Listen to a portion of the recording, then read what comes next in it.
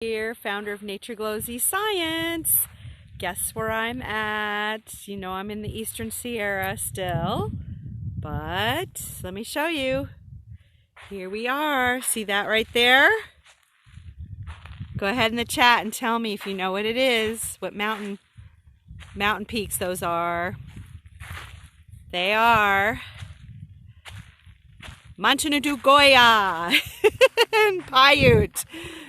The old man in the mountains. I think I translated that correctly. Anyways, Mount Whitney. Let's see. Now it looks like these peaks are the largest, but actually because they're closer, they appear larger. But Mount Whitney, which I like to go by the Paiute name to honor them, the indigenous people of this land, Too-man-i-goo-yah, old man in the mountains, for their belief that the Great Spirit who watches over their people once lived in those great mountains. So they had an understanding that those were the tallest peaks in the United States. So I'm curious, like how they realize that with all the fancy equipment that we have. And those peaks are at 14,505. It appears that they are actually growing each year, which wouldn't surprise me because there's a lot of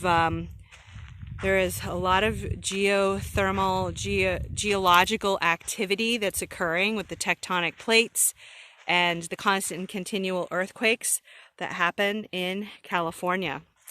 So welcome to my mountains unit study and to my channel. I am Gloria Brooks, founder of Nature Glows eScience.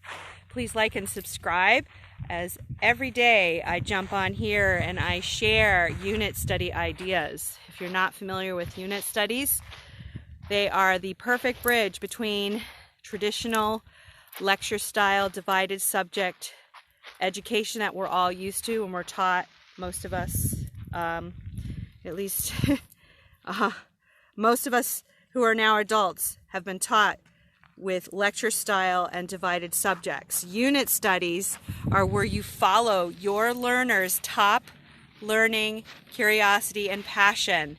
It could be anything. In this video, I am attracting families with kids that love science. And math is the language of science. And as soon as kids see that, they fall in love with math along with the science. But you start with your child's top most interesting topic. You collaborate with them, you gather resources centered around that topic. So in this video, we're talking about mountains. So if your child is fascinated by mountains, you would get different maps of mountain ranges around, whatever mountain ranges they're most interested in studying. You could have them do art projects about mountains. You can build mountain ranges out of clay. They can draw pictures of mountains. If your child loves art, they can combine their love for art by creating paintings of mountains. Like, just imagine, if your child is into art, like painting that mountain, these mountains. Wouldn't that be so cool?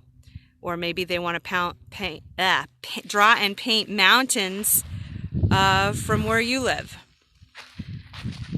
So, and the history, people are so fascinated by mountains.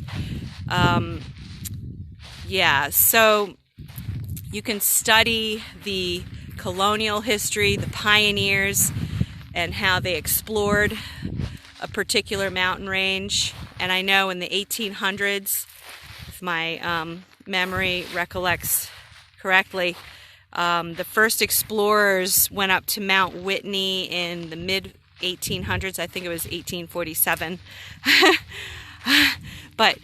And it was named after Josiah Whitney, who actually was the benefactor, or I believe that means the funder, of the expeditions to go up to Mount Whitney. So it has a very robust and fascinating history, human history, along with geological history. You can dig around on the internet to see the geology, study the geology and geological activity that occurred to create your mountain, to create the mountain range. These are granite, so the entire Eastern Sierra actually is made up of mostly granite. I'm sure other rocks as well.